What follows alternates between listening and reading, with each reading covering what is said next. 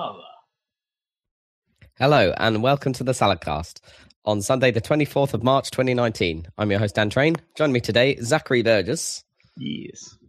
And Robert Kemp. Don't know what a Vetala is. No. A Suzuki Grand Vitara.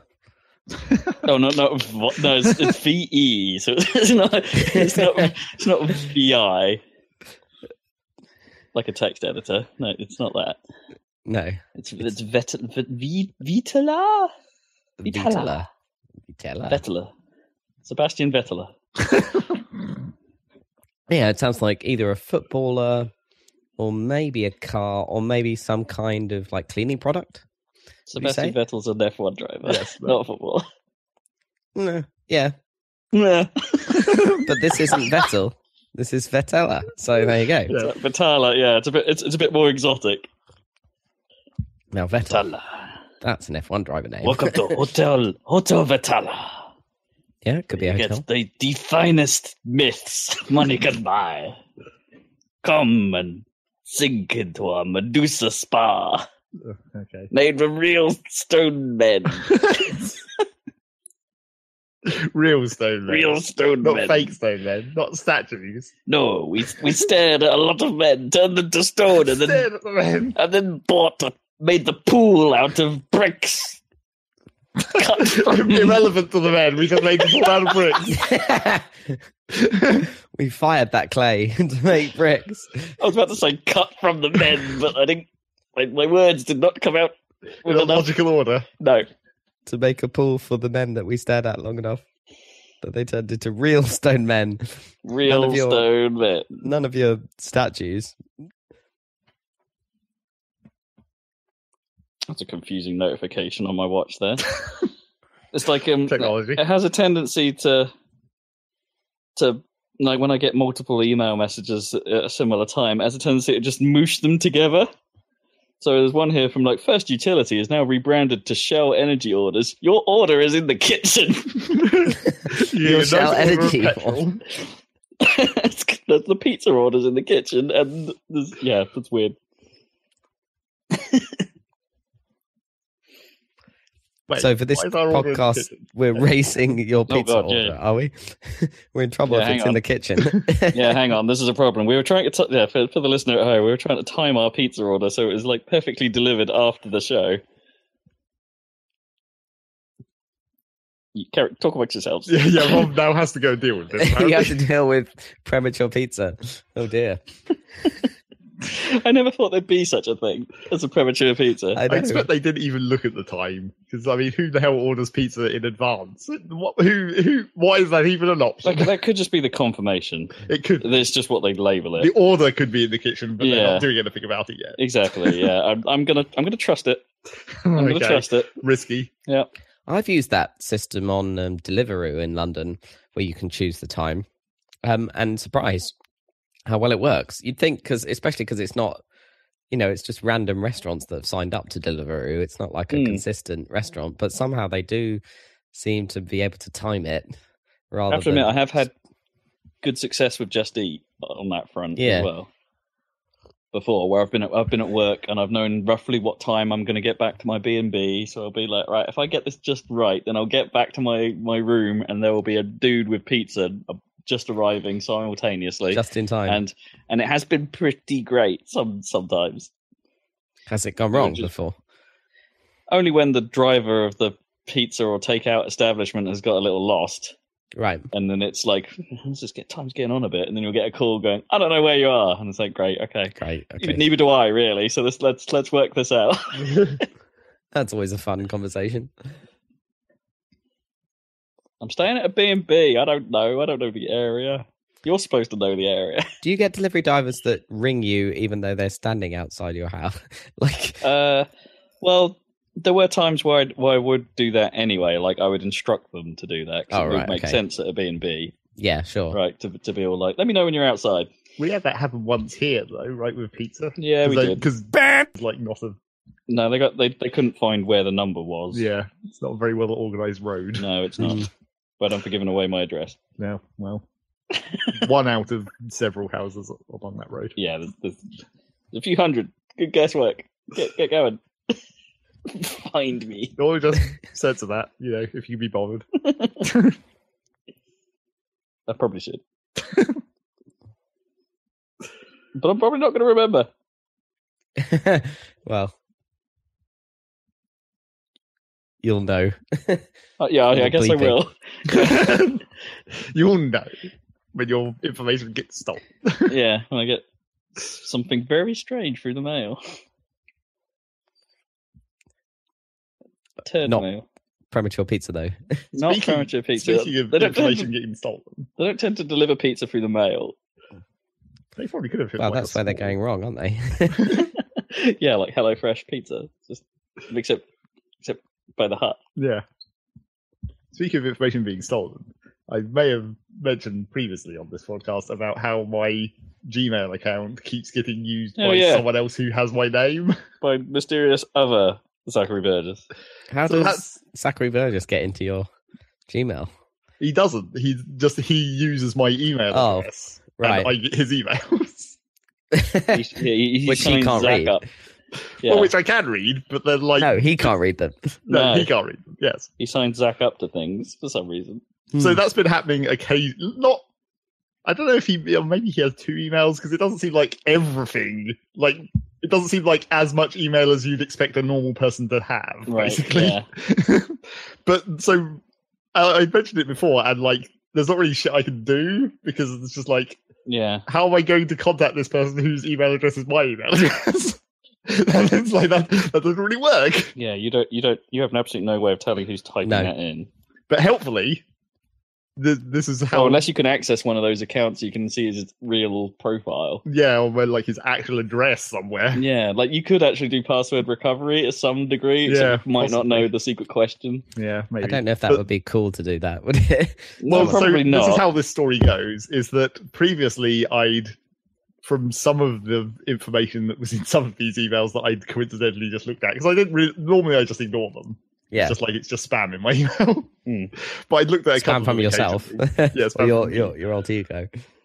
But I'd looked at a couple of them, and I had kind of worked out he's in America, maybe in Texas, and then I'd been well, fuck it, let's just fucking Google search this and see if I can find anyone with my name in Texas. Is there a phone book? Probably. Yeah, and it's oh well, there's maybe a Facebook page, but there's not really any information there. Which, I mean, good for him. He's not. Yeah, good. He's not just got all his personal information on the internet, I guess. Well done for protecting your privacy. But then it got slightly. This was coincidentally happened last month, where I just randomly looked at some again, and I noticed that it got slightly worse because there was a flight itinerary in my email inbox from him. Oh no! And I was okay, that's maybe slightly more serious. Yeah, that sounds bad. But when I looked at it, it was CC'd to someone else, and I was shit, I have an in. I've got another email address that I can use to loop around to get back to tell him that this is happening. Oh no! Wait. So was this email not sent directly from the airline then? It was, but it was CC'd to his wife, I guess. I mean, well, I guess, but what automated? I don't know if I've ever seen a one of these you've just bought something. I'm going to CC it to. I guess if they have a system that you can put in a secondary email or something, maybe a backup email. Maybe it's if they've got frequent flyer miles or something, you put their account in and just sends it to all the email addresses that are linked to that one thing. That seems far too sensible. Yeah. But so anyway, I had this suddenly I had an in to make him loop around my own email address to find out what the hell was going on. So, I sent an email and it was oh, and then they actually responded. I was holy shit. Oh my gosh. Turns out his email is just Zach Burgess at Gmail. But his full name is Zachary, so he's been doing it wrong, basically. Wow. So he now knows. Yeah, so he now knows. So now I might not get all this spam any longer. Nice. You should find out more about him. You might have a secret Zach Burgess pen friend. Yeah. So, not so secret. Maybe that's the trick. Maybe you don't want to know more about this guy. No. But there you go. I solved that problem, kind of. Via this assuming that he mysterious remembers that it's fucked it up. That's amazing. I was surprised that it kept happening, because it's been going on for years. And it's just you must realise that some of your emails are disappearing. Yeah. Some confirmations and activations and all this stuff. I mean, sure, some emails don't get sent sometimes, but normally it's well, it might just be rare enough in his case, right? Yeah, maybe. Because you just don't think of it, and you ask the person to resend it or check the address. But there definitely were a couple of like account type things where it's just like, account confirmations. Right, for things where you'd signed up. Where you signed up, and it's just like that. Did you verify them for him? No. That would have been like almost the good thing to do, and be like, oh yeah. Well, no, because you want him to realise that it's fucked up. I know, but it would have been really funny. It's like, oh, he clearly needs access to this. So I'm just gonna. Well, they weren't that important. If it'd been something that I thought was actually important, like I don't know, some kind of medical account or something, then maybe. Doctors of Texas. Apparently, he hired a bouncy castle at some point. I got emails about that. Nice. It's got class. At my work, I have to do, because I'm working with a corporate client. I've had this for years. Like, they all have these like e-learnings. Do you have to do this stuff, Rob, or do you know what I'm talking about? I had to do an extended and extremely dumb health and safety course. Extremely dumb. So basically, what is fire? And they're all That's made quite a hard question, isn't it? No, in a weird way. But they boiled it down to that stupid triangle. Like it's heat and I actually can't remember what the three elements were. Like, but that triangle was like animated really badly in Adobe Flash, right? With like things. Oh yeah, it's so bad. They're all like Hella that. JPEG.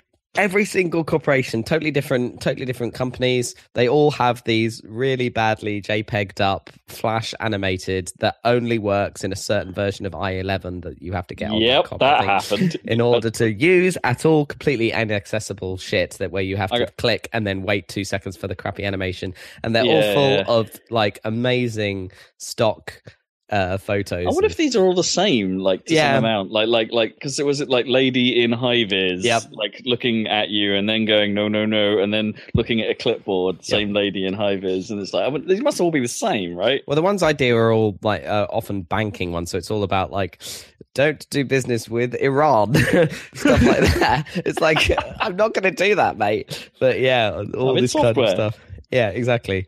But they make everyone do it, regardless of your role or position, just so they can cover their ass. Anyway, and then, of course, if you don't do them and you ignore them, you start getting reminder emails. Yeah, that happens. And then they start getting on your case about it, which is just stupid. But anyway, my personal email, gmail.com, I got a reminder email for one of these e-learnings from Southwest Trains, because of course my name is Train, so they're like, you haven't done your train-based training this month.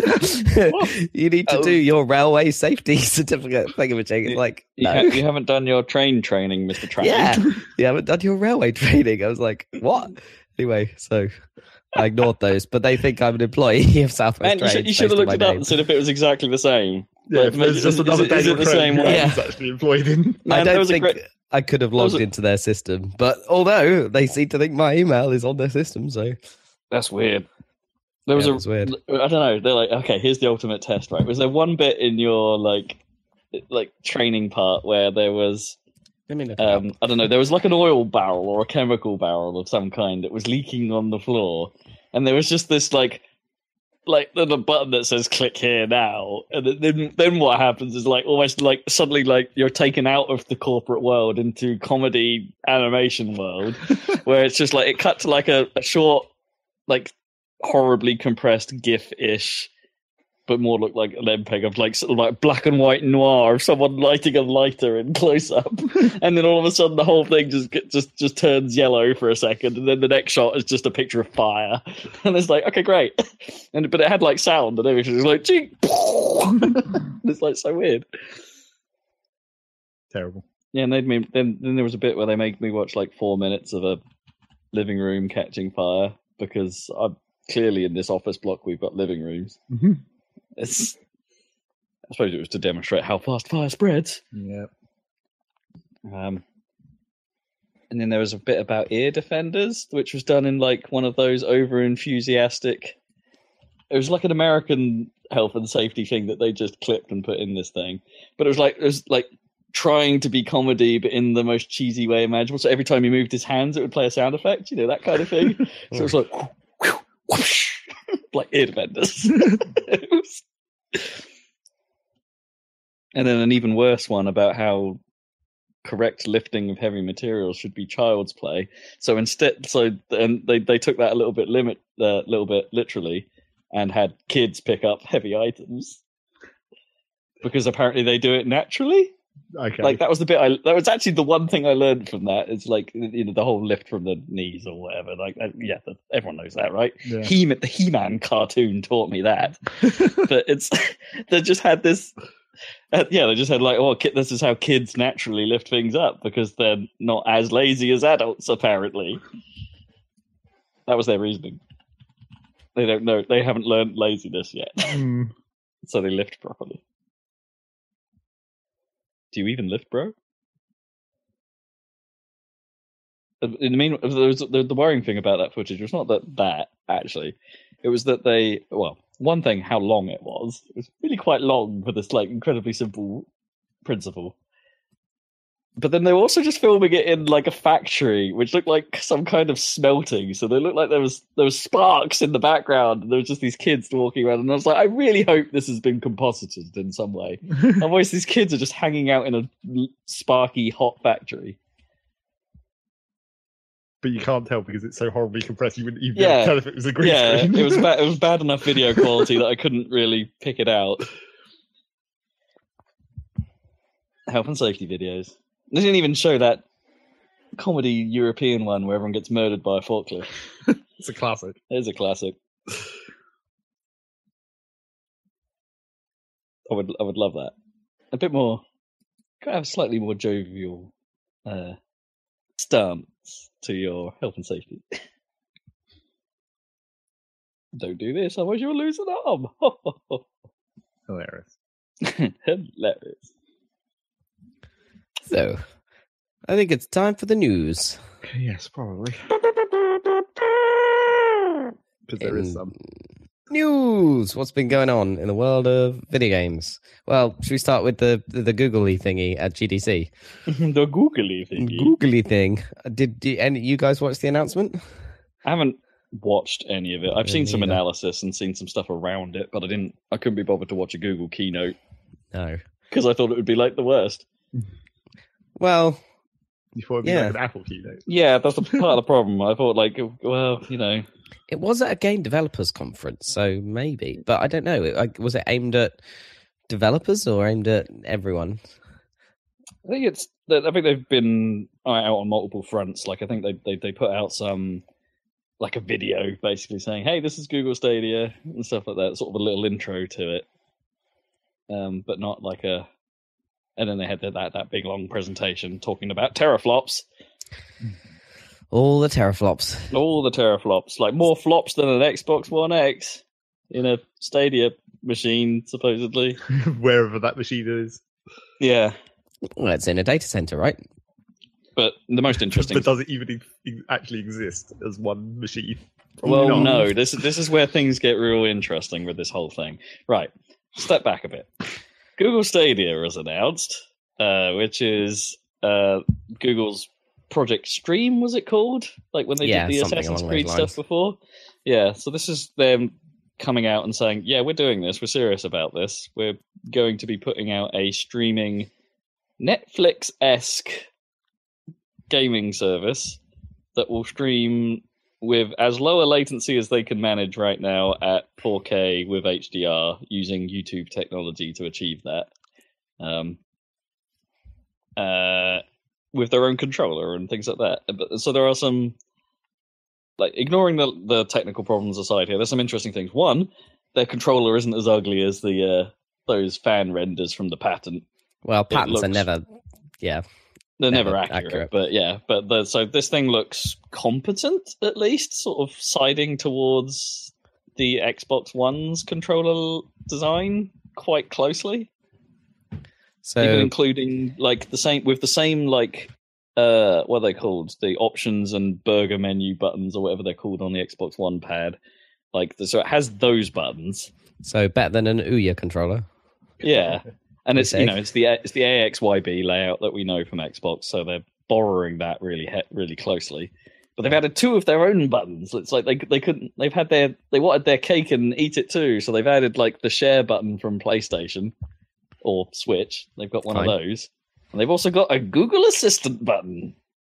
Well, as they would, yes. That would make sense. And supposedly the controller has a microphone in it, so you can do the Google Assistant stuff. Got to get more microphones into people's homes. Yep, got to have all the mics. All that sound. Correct microphone placement. Hopefully correct. So they're doing all these things. That controller is standalone because of the streaming service, in that it will connect to your Wi-Fi and it will directly connect to your Stadia account. So when you're playing the game, your controller's not connected to whatever the box is that's streaming it. It's directly connected to the internet and to the thing. I mean, that sounds kind of cool. So every part of this is kind of disconnected, which creates the fun scenario where I want to be watching someone play a game like with my controller who's like in a different location completely and just pressing buttons randomly. They probably wouldn't be able to see what's going on, but it's... Yeah, then you could bring your controller to the cinema and play it on the big screen. I mean, there's all kinds of questions about, it's a little bit like the whole Netflix stealing thing, right? Presumably if everything's disconnected in this service and you can use anything anywhere, they're going to have to be monitoring where you're logged in and things like that to stop you from having like... Yeah, but that's how Netflix manages that, okay? Yeah, and it probably makes sense with the game streaming and be like, oh, I'm logged in and I want to run Assassin's Creed. Yeah, oh yeah, but someone else is already running it, and it's... But I wonder if then they could do things like, do you remember when PlayStation 4 launched, they were doing things about like you could view someone playing and then take over remotely while they're playing. And well, they want to do that with, and combine that with basically Twitch, right? Or whatever, YouTube gaming equivalent, where you could like be watching a streamer and like fork the game from that point and carry on playing. Yeah. Stuff like that, which is kind of neat, maybe. Kind of interesting, yeah. Presumably there's a whole lot of like state management needed in the games to be able to do that, or those whatever VM they're running this on needs to be tracking that pretty finely, or that sounds like a hard problem. I mean, it's not impossible, we've seen save states in lower quality or older game platforms for sure, but like on a modern one, that sounds pretty tough. Well, you might be able to have the entire state of the operating system snapshotable or something. Well, yeah, but it needs to be like a RAM state, and it needs to be all of that graphics card state. It's like, that's complex. Presumably, it's all virtualized, though, right? Because that would be how it presumably work. Yeah, so they have there's been some. So the Digital Foundry analysis has found kind of like roughly what they think the hardware is going to be. They reckon this is running on AMD kit for the most part, like a pretty powerful CPU and something roughly whatever their new card is that they've just put out. One of their new, I forget what they even called, the Radeons. Yeah, that's it. One of their new Radeons is apparently like behind it, which is where they get their teraflops figure from. Some of those that's like, it's more powerful than Xbox One X because it's a brand new graphics card on whatever a unit of this thing is. So it's capable of running Assassin's Creed Odyssey at 4K 60, no problem. That kind of thing. But is it running the PC version of the game then? Well, that's the thing. I'm not sure. Like, what are they? I assume they've been working with Ubisoft because they worked with them before on this stuff to be like, we'll put the button prompts in for the controller. But the button prompts for the controller can presumably just nick it straight from the Xbox, right? Because their buttons are laid out the same and they've got the same symbols. Yeah. And it's like, so they're probably running the PC version, but under a Xbox controller setup or Xbox controller emulation. But then presumably it can pass your keyboard controls if you chose to play it that way, because Assassin's Creed does support keyboard and mouse. I think. So that's kind of interesting. Maybe it just like if you've got a controller plugged in, it just passes it on. And I actually don't know if PC games, like when you run a PS4 controller, because PS4 controllers now have native Windows support, right? Whether those PC games actually adjust to that controller. Well, that depends on whether the game has been designed for it. Yeah, obviously. I mean, I've definitely seen PC games that have the PlayStation UI stuff. Yeah, interesting. That's cool. So maybe at that level, it doesn't matter, like, because they could probably detect, you're using one of these, fine. We'll just pass that onto the game, and then the game goes, all right, cool, yeah, got it. So at a high level, it's like the pitch is like, this is just like OnLive or Gaikai, but we're Google, so we can actually do it, and it's late. We can actually years pull this later. Off. Yeah. So the interesting thing is they're not they're obviously not the first people to do that. I can't remember the company name, but I saw them at EGX last year, sort of advertising. It's like, hey, this doesn't have to be your PC. Would you want the best? Fine, we've got it. So they're not the first people entering this space, but they are by far the most well known. And for the most part, the analysis of lag and things like that from Digital Foundry is probably the best we've seen so far in this space. So the example they gave was like, okay, if you're running this on a mid-tier laptop, which clearly has a fairly low latency setup for within itself, controller to for it receiving a video feed to putting it up on screen, a laptop actually is pretty low latency in terms of that. You're not getting screen lag compared to a TV even. Yeah. But it was roughly, if you were using a controller and playing on a laptop, streaming to a laptop that way, it was roughly equivalent to someone playing locally if they haven't set up their equipment properly. So if if you're using a TV that's not in game mode, for instance, right, yeah, or with motion crack turned on and things like that. But that's also assuming you're in a perfect internet connection environment, right? Which as soon as things start degrading, that lag starts increasing noticeably. So I don't really understand how because with the internet infrastructure, it's much easier to deliver bandwidth compared to improving latency. How do you improve that? Without you have to start laying cables like Google Fiber style. If you're lucky enough to live in Kansas City, I'm sure this service will be fucking awesome. But most places in the US and in the UK, anywhere it's never going to work in Australia, for instance, where their internet is generally fairly poor. But it's what they were saying this, I think Digital Foundry said that sub 15 megabits is when you start getting problems. It will drop down to, but that's a bandwidth. It drops down to 720 fairly quickly, but then the latency starts going up as a result as well. Right, because you could have high bandwidth and crappy latency and still be fine on Netflix. You just have to wait a second for it to buffer, right? But to an extent, they recommend ridiculous. They do for 4K. They recommend pretty high bit rates, don't they? Even for Netflix, it's. Oh yeah, you need. But if you had you could have a high bit rate, but with a crap latent ping, right? Theoretically, right? Theoretically, yeah. Buffering. I know they usually go hand in hand, but good internet is good internet. But seems that's how video services have got away with it for a long time. Exactly. Because they can rely on a few seconds of buffering. Ooh. And of course they do crazy dynamic changes in the compression, right? Where, because they've if you watch a Netflix video file, there are 70 different versions of it, I think, all pre-computed at different bit rates, which you can switch between, but that's all done ahead of time. You know, you can't do that with a video game stream. But if they can do it, then they can do it. It's just, in some respects, it's an evolution of that stuff. It's just they have to be very quick about how to flip their encoding on the fly.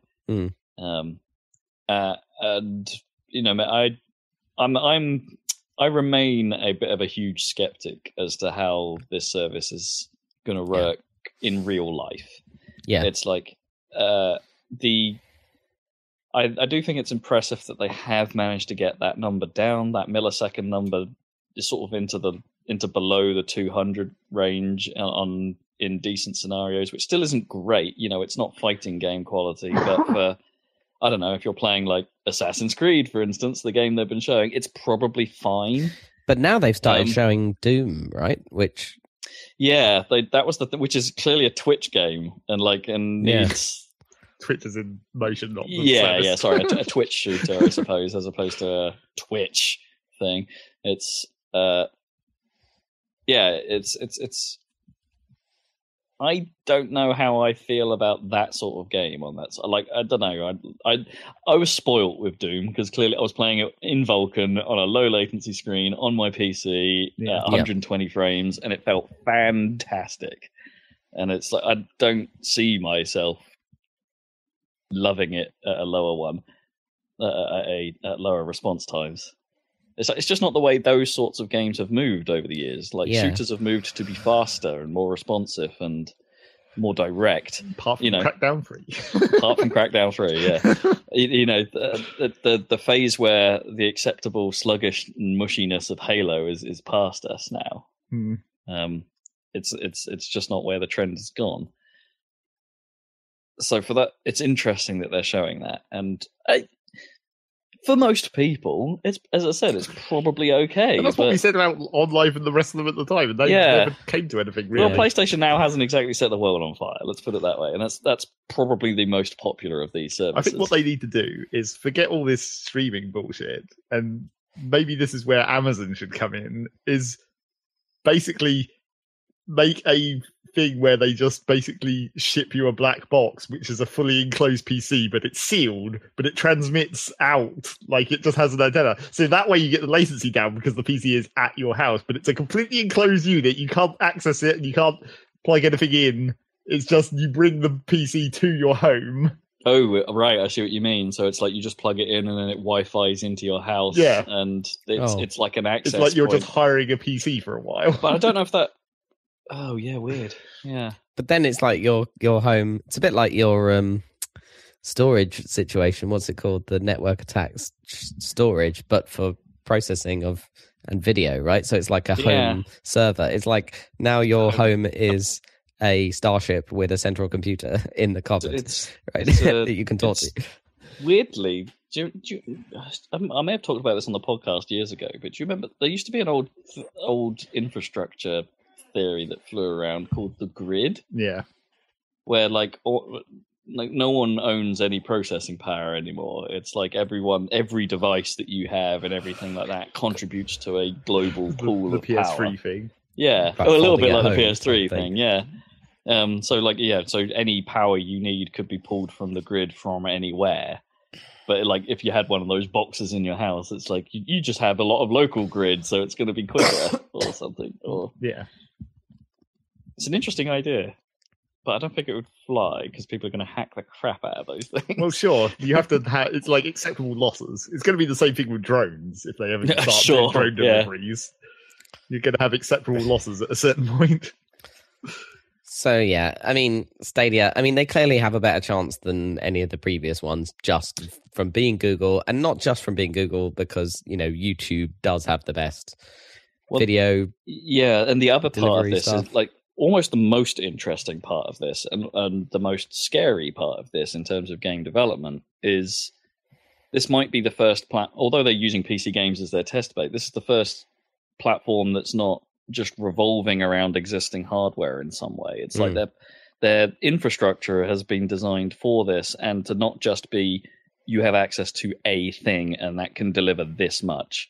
They've talked about what that thing is, but they've also talked about, hey, there's nothing stopping you from combining resources from things to make a bigger thing that can then, like, true cloud computing style. It's like, hey, you can distribute this nonsense if you wanted to. Right, You want 5 GPUs powering one thing? Sure. If you can figure that out, go for it. Yeah, that seems like it'd be a hard thing to develop for. Yeah, absolutely. To develop for theoretical PCs that mesh together. Like, they called it elastic computing, which is weird because that's an Amazon term, right? But that's... It kind of makes sense. Like in the thing I immediately thought of is like, imagine a battle royale server network, right? Those things are high load at the start of a game. Yeah. When everyone's dropping out of the ship. As people get murdered, the number of the amount of processing power needed to run that server must dramatically decrease. That is basically, if not a direct comparison, but that is basically how the Eve servers work. Where, right. The more people there are in the system, the more computing power it kind of diverts towards that one system. But that's a highly customized supercomputer that they've had to build to do that. And it's like, if Google have built that for you, theoretically. So like for gaming, like the streaming part aside, as a server hosting platform, maybe they've kind of out Xboxed finally. The thing about those servers, the ones that run the game that aren't producing any graphics, they're not the clients, but the servers, right? Is that you could use a traditional cloud computing platform for that. You don't need all the graphics hardware that this gives you, No. You just use Google like, Cloud. If you could dynamically scale a unit whilst it's in play or something like that, that's kind of interesting. But yeah, you're right. Like maybe I'm extrapolating too far with this, but it's like the whole idea of elastically computing the elements in general. Unless you just wanted to start using the GPUs for non-graphics calculations. I mean, you could. Can. Yeah, I mean, you probably could. Yeah, I mean, yeah, if you've got stuff that's parallelizable. But hey, even on traditional we've got spare platforms, cycles. Let's go Bitcoin mining. Yeah. Well, yeah, because you can get pure like graphics hardware on the cloud, but that's like for problems that don't need general computing. They just need this super parallel stuff. Yeah, right? They need something like NVIDIA CUDA or something to run this specific problem. Yeah, weird.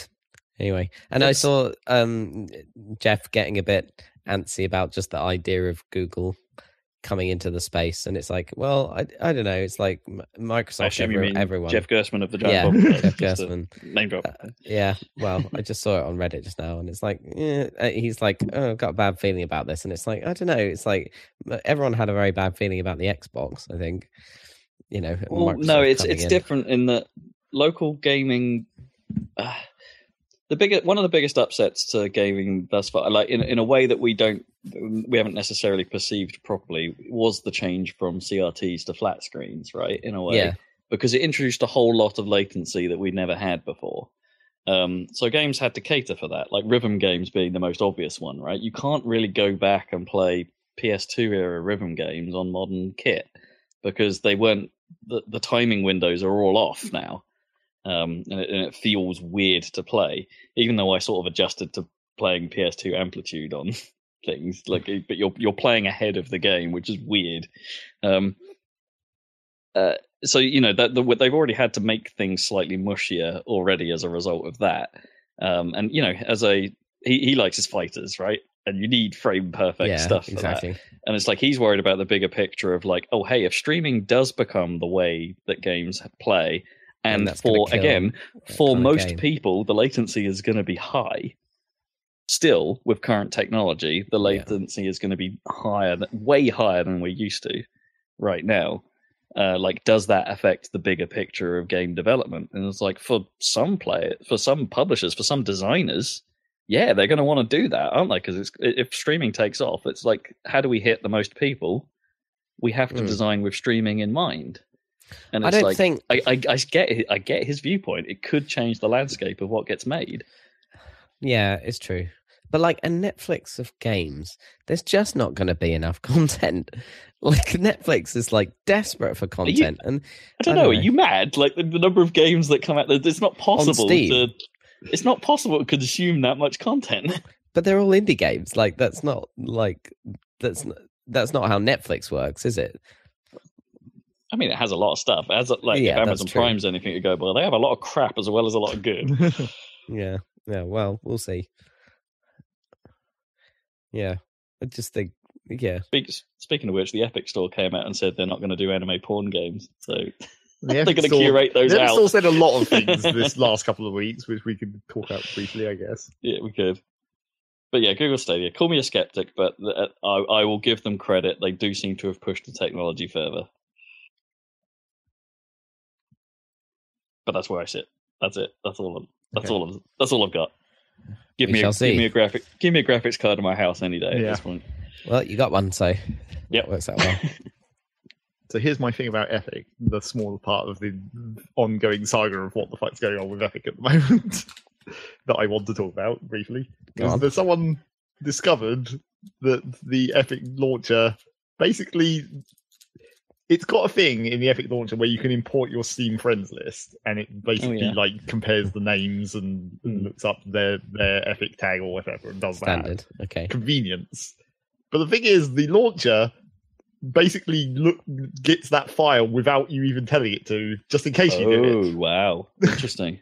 Which naturally is not that's basically spyware, is what everyone's saying. Yeah, that's not good. Because it's not even like it's a DX diag or anything. It's not looking at system information. It's looking at another company's program and taking the information from it. I mean, that wouldn't be the first time that's happened for sure, but like they should be upfront about that. Yeah. So naturally, as soon as everyone discovered that, then a variety of statements came out. We were like, "It shouldn't be doing that. We're going to fix that problem now that we've been caught." Yeah. Now that we've been caught, that's the important bit. Because now I'm thinking about it. Because obviously you installed the Epic client so we could do the Satisfactory video. Logged in as you, but Steam would have been logged in as me at the time. So has it scraped my friends list and associated it with you behind the scenes? Yeah, that is the question, because clearly it won't appear on your list until you say, yeah, go ahead. Yeah. But I don't know. I guess did we turn off? Did I turn off Steam? I don't know. I don't know. I don't remember what we did for that. The Epic launcher has launched itself on its own because it does that. Does it? Yeah, it's like start on Windows. Oh, well, I always turn that off. Yeah, I have done now, but there was clearly because my Steam I leave as auto launch because I use Steam far more often. But it's like, yeah, so there was a point in time where both your Epic account and my Steam library were alive at the same time. Yeah, well, that is the real question: is if you have multiple Steam logins, how does it know what information to pull? Did it just because I don't know what the Steam file structure, because it's actually a. Also, why would it be a file? Steam, if Steam is online, wouldn't it just go online and go get me my friends list? No, it's a local thing because Steam stores certain information in that way, and it's a human readable file. It's not even like it's an encrypted file. Oh, interesting. You can actually just go and look at it if you want. Oh. And then when Valve made a response to this whole thing where they were like, Epic really shouldn't be doing that, they also said, like, here's the file, you can go and look at it if you want. Oh, interesting. They were transparent about what they do, at least. Weird to me that it's that easy to access. I don't know. Is that odd? What's in that file? I guess. I mean, maybe just Steam IDs. Yeah, I guess so. I mean, it's no different than. Because I mean, how do you even search for a friend on Steam? You just type their ID, and then it gives you a list of things that are similar, and then you have to go and look for which one it actually is. Yeah, I mean, maybe that's not a problem if there's no personally identifiable information in there. But yeah. Still, networking itself isn't that a form of personally identifying information? Yeah, maybe in an abstract way. But yeah, it was weird, and people on the internet will find out. People will run diagnostics and find out what the fuck's going on. People will find out. That is the rule of the internet. Yep. People will find out. Can't hide shit for shit. And then, ongoing controversies surrounding the whole Epic situation. The whole thing. Yes. People are still not very happy. Is it still not liked? No. I mean, that didn't help, obviously. People had already been equating it to spyware before we even knew that it was doing that. And then it was like, oh, wait, it actually is. Yeah, it actually is spyware. And, you can't escape. There'll always be any video on YouTube that mentions the Epic launch, and there'll always be someone in there being like, it's owned by the Chinese government, Tencent. Yeah. Because, that's what the internet does. It's also what China does. Yeah. But China don't care. China don't care. So, that's the situation.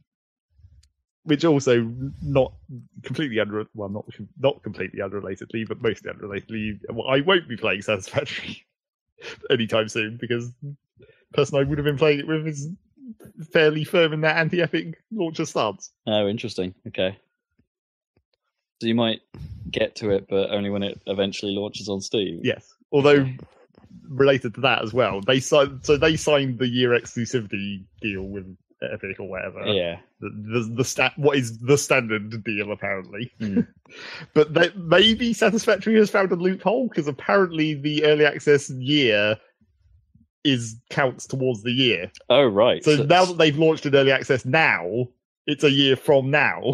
Right, so when it hits version 1. So by the time they actually release the game, they might actually just be able to bring it immediately to Steam. That's interesting. And also quite fair from Epic in some ways. Well, yes, or it's a loophole, possibly. Yeah, or something they didn't think of. Yeah. Huh. So, all right. Talk of games that are coming to Steam. Yeah. Ba-ba-ba-ba, ba-ba-ba-ba. Dwarf Fortress is coming to Steam. Yeah, it sure is.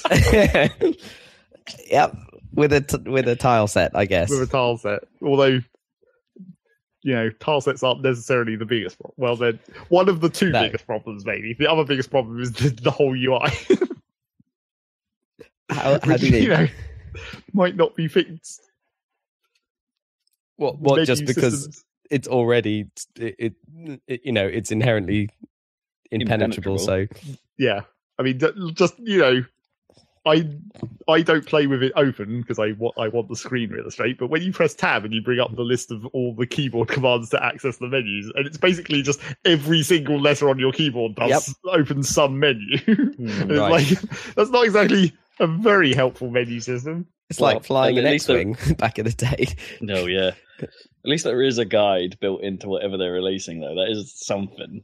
Well, yeah, I mean, kind of. I don't even particularly like that graphics tile set that they've made. Are there better ones? I mean, you just don't use them, right? Well, yeah, I just use ASCII. It's fine. Yeah. I don't care. Does it allow you to do that still? Apparently. Okay, you can turn off the graphics in the Steam version. Okay. Supposedly. I would expect that to be a thing, yeah. The thing is that I don't know about... Why is ASCII better than... Is it more direct playing it that way, or is it actually better and easier? Isn't it more that they had trouble representing things in certain, like the tile sets never 100% work? Yeah, that's what is maybe interesting about this, is if they've done the work to make the tile sets fully actually compatible. Because the way the tile sets used to work is even just the ASCII is just a bitmap. Like you can go in there and edit the file and then it just loads that in, which is what I did because I made my own tile set for scaling purposes. Oh, cool. Which is basically just back in the old days when you resize it had inbuilt scaling, so you could be like, I want this to scale to 200%, and it just makes all the tiles 200% bigger. But back in the old days, it used to have like some weird problems with the aliasing of the scaling. And it was like 100% was too small, 200% was too big. I wanted 150, but that just made everything blurry. Yeah. So I was just like, well, fuck it, I'll just make my own tile set. I'll just take the original tile set into PaintShop, 150% scale, redraw it so it's still perfect pixels, and then just have that as my tile set. That's what I did. Jeez, okay. Put the effort in. Well, not that much effort. You just batch resized and yeah. Yeah, you got rid of the aliasing. Did you not use like, if you did it in GIMP or something, you could just use nearest neighbor resizing and have it not go blurry. So you didn't need to redraw. You could, but that still might not get it perfectly right. No, true. Because 150% of like a 5 pixel height is that might cause problems anyway. You still probably want to redraw it anyway to some extent. But anyway, that's what I did. But that was to fix the problem with the scaling. But the actual problem with tile sets on graphical tile sets is that that bitmap file you can edit, letters are used for multiple things, and there's no way for the tile set to know what you want to do. So, like for instance, how is playing in ASCII better then? If because then you just know the context. Like in the old classic example in graphical tile sets was the male symbol for male animals and creatures and whatnot. Yeah, which is in ASCII, right? Which is in ASCII. Yeah. That's also the symbol that's used for bags. And in a lot of tile sets, it was they just drew a bag and used it because it didn't matter that it was the male symbol because that's almost irrelevant information. This is a bag dog. It's just a bag. So they'd be in the UI, you'd have like wherever there'd normally be the male sign, it'd just be a picture of a bag and you just had to know that was what that did. But that was the kind of thing that happened where there's a tile that's just a letter that is used for something else, but not always. So you just have to pick whichever one's most important to you. What did they use for female? I don't remember. Does female double up or something? I don't think it does. So you could have a female mongoose and a bag mongoose making babies. Yes, exactly. But yeah, if they've fixed that and like made it so tile sets can be properly customizable somehow, then that would be nice. Yeah. I mean, I assume they would have had to do something to make this tile set fully make it work. releasable, but I don't know. Maybe not. Maybe not. Yeah.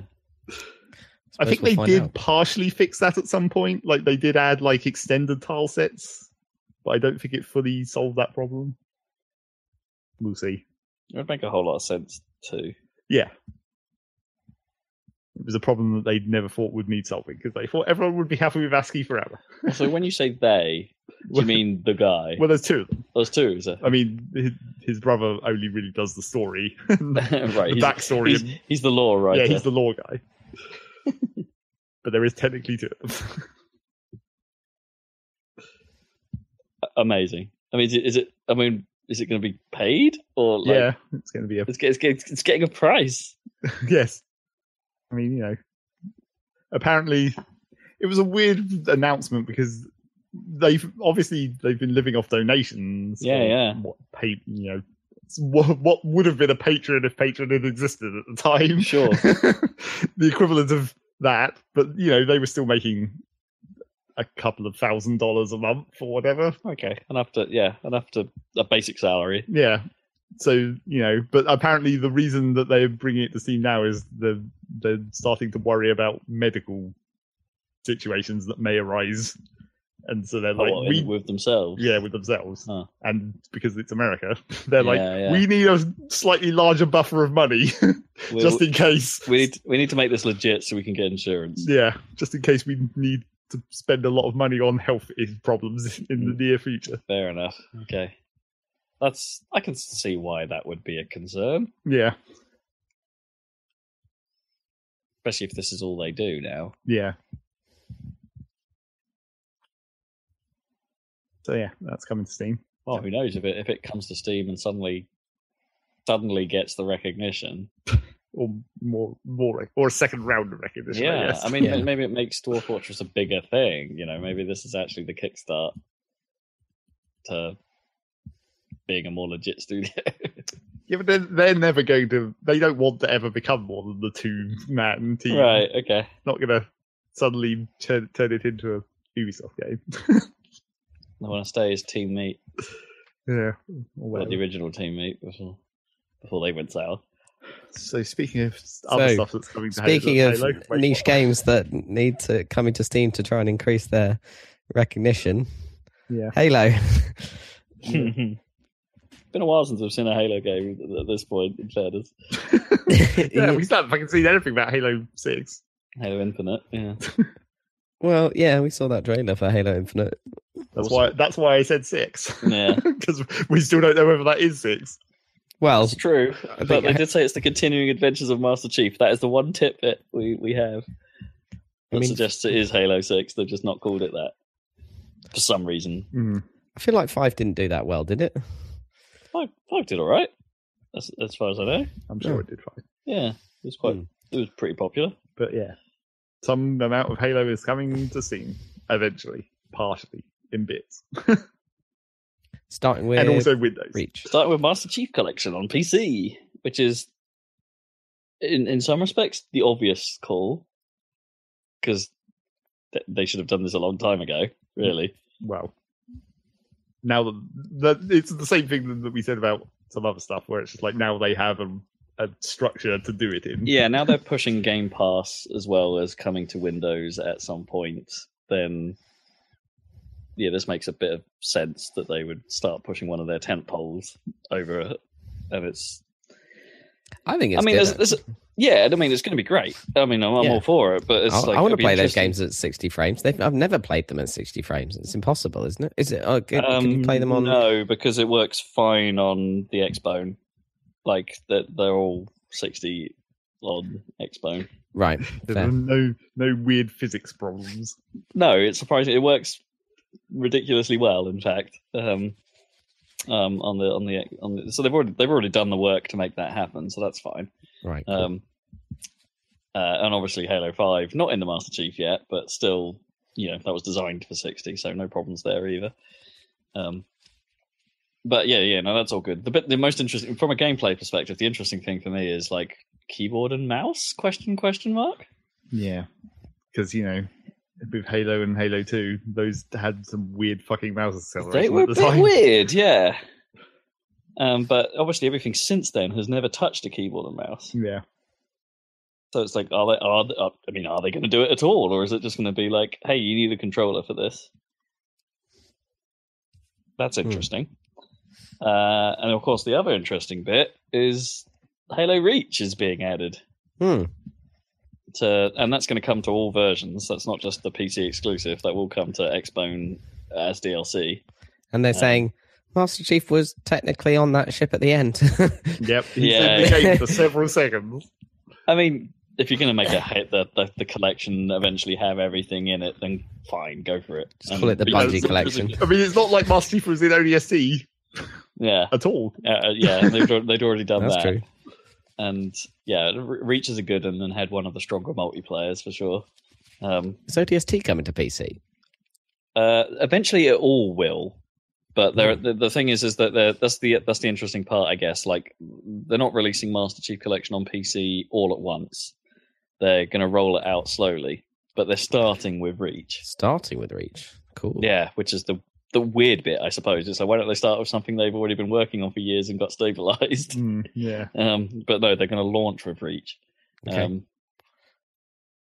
Maybe that gives them a bit of so in the work they've had to do to get this, maybe they've known they were going to bring it to PC, so they were like, oh, we can build this from the ground up with some PC stuff in mind. Maybe, because then you're saying that like they actually do still have work to do on the old stuff to make it properly PC compatible, if that's what they've done. That's the suggestion here, yeah, that perhaps they do have to go back and do work.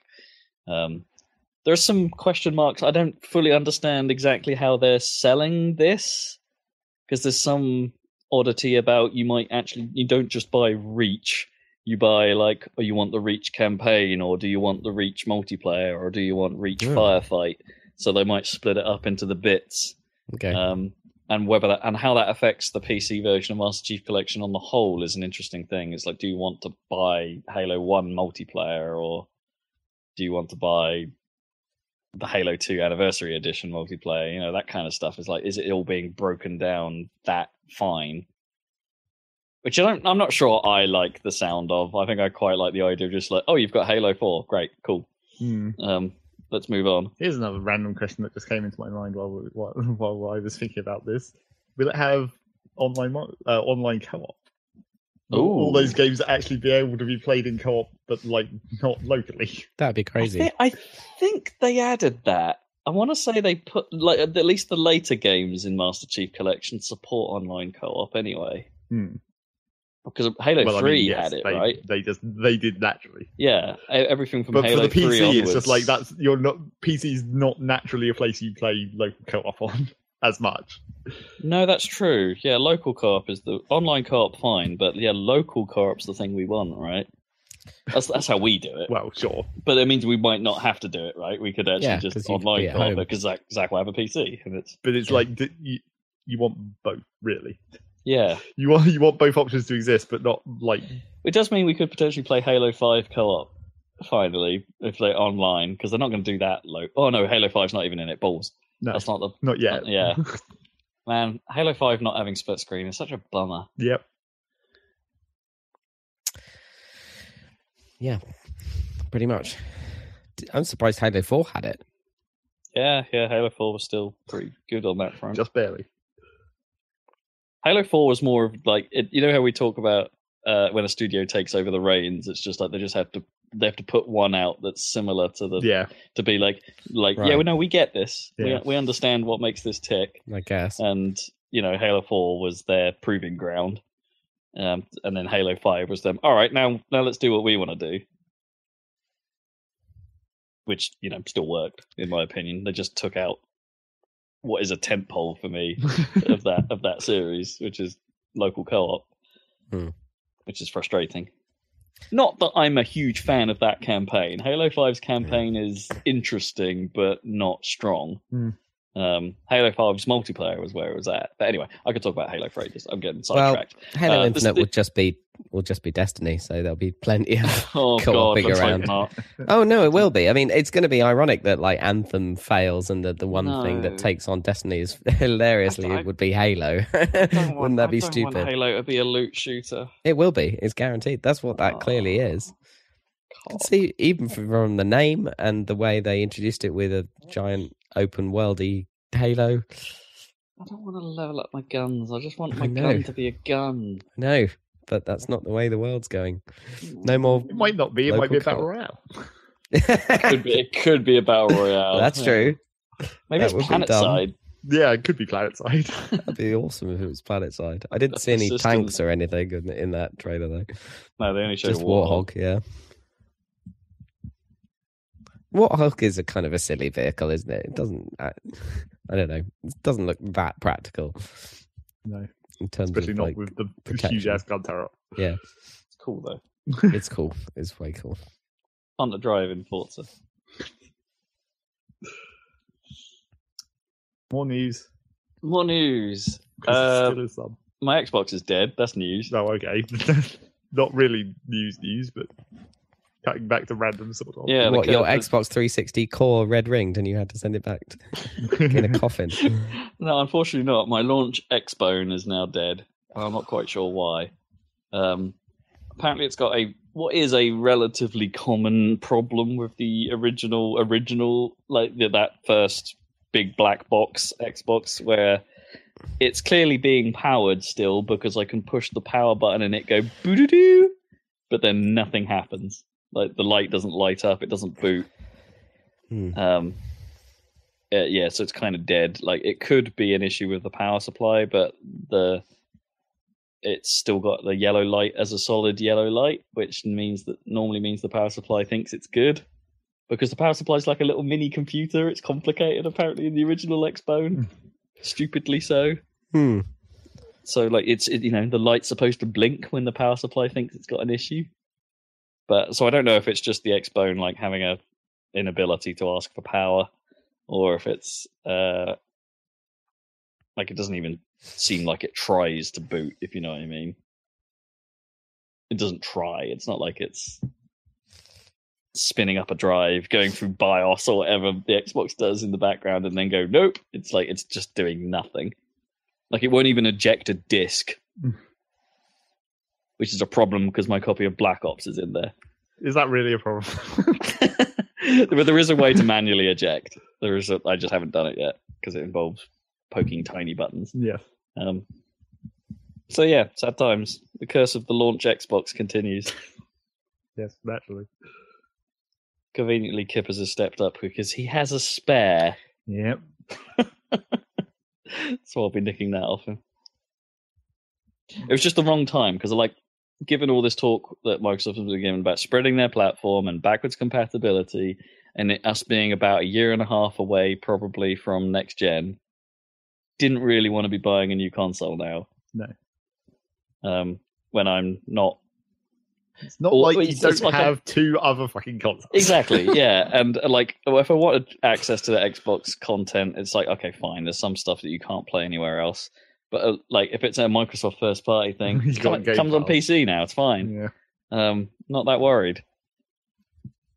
And Microsoft's in-house lineup has been pretty crappy for the last couple of years. Yeah, I mean, if it was going to fail, then now is not such a bad time. It's not such a... Well, I mean, it's bad in that I don't have my console, and if I wanted something to play on it, I can't. Which means my Xbox Live account might be going to waste unless I'm... that's true. I don't know if I can claim through the website, the whole, these are your games of gold. And it's like, yeah, I'll have those. Maybe. So it's just that kind of stuff that I still want to keep up with. And I played all my Onrush on Xbox. Yeah. Not all of it. You played all I played a tiny bit on PlayStation. But... So what's the process to get it fixed? I either send it back to Microsoft for the less than friendly sum of £114. Holy shit. Yeah, because it's way out of warranty.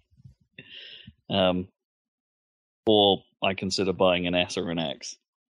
Or I just nick Kippers', which is the route that's going to happen. Yes. Just take the free one. I mean, if it is a power supply issue, I'll just nick his power supply. Well, yeah, try that first, obviously. Yeah. Yeah. I just wanted to make that known. Okay. Xboxes still break. News. Back to news. Yep. Back to actual news. What is next? Do you want to talk about... Well, we didn't really talk too much about it, but hey, that Halo thing is being released on Steam. Yeah. Launched day and date, supposedly, with the Windows Store version. That's interesting. Slightly weird. Not on the Epic Games Store. I mean, that's just not kosher. I mean, this comes back to, Phil Spencer has said has been on record as saying it's like, we don't care where we sell our stuff, just as long as we sell our stuff.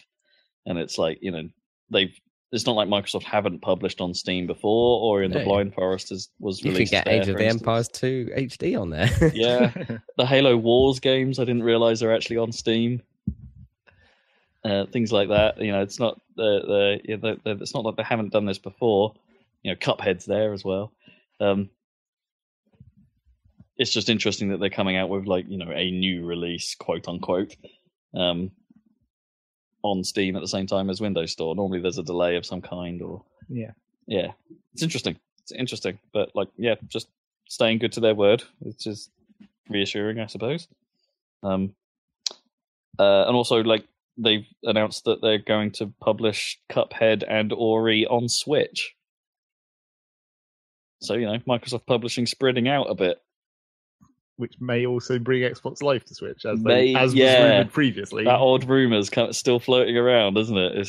Because they haven't really talked about what any of that means. I mean, I think it may not be a rumor now. I definitely heard someone saying that when they were playing Cuphead on the Switch, achievements were popping. Oh, as in it's got an achievement system that somehow is linked to Xbox Live, I guess. Wait, so Cuphead on Switch is just out, is it? I don't think it's actually out yet. I think it's early copies or copies or whatever. Copies, okay.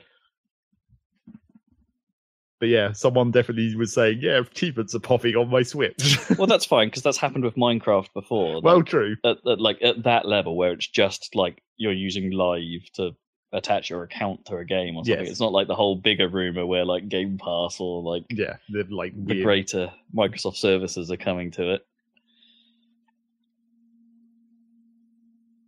Still, it's interesting. It's interesting. It's just the weirder picture of Microsoft on the whole at the moment. It's like they're putting far less emphasis on their own console. Well, I mean, if you're talking about weirder pictures of things happening, then that's the other half of this is Nintendo's half, where it's like Nintendo and Microsoft have been starting to be more friendly recently, and that Cuphead is another indication of that continuing, I guess. Yeah. But then now, we're getting into the whole Nindies presentation. I mean, in the same breath, Microsoft have also said that they're going to stay in the console business. Yeah. It's not like they're giving up on Xbox. It's like they're not going to give up on having a box. It's not going to be a really weird situation where everyone thought Nintendo was going to stop making consoles, and then Microsoft stopped making consoles instead. Just publishes on Switch instead. So they're still going to do what they do, but they're just doing everything else as well. They want to do everything. Yeah. And I honestly don't know if that's a good or a bad thing. Because haven't Microsoft been the let's do everything company before and it not gone well? Hey, are they going to do TV again? At least everything they're doing at the moment is mostly just games still. Yeah, it is games, but it's like everything to do with games. Yes. And maybe that's weird. I don't know. I haven't decided yet. So the other things that were in the Nintendo Indies. Yeah, let's switch to Nintendo. They had a Nindies presentation. This happened to me, and I also saw several other people saying the same thing. Where it's like I saw the announcement that it was coming on YouTube, where it's like this is scheduled to there's a Nintendo presentation, and I keep an eye out for those for the directs. But then I saw it was a Nindies one. I was like, no, I don't really care that much about Nindies. They've never been interesting before.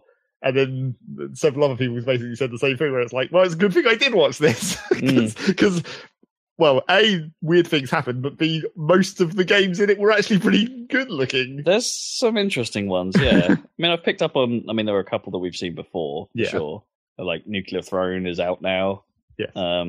Super Crate Box is coming for some reason. Vlambeer are doing a little arcade package of some description for it.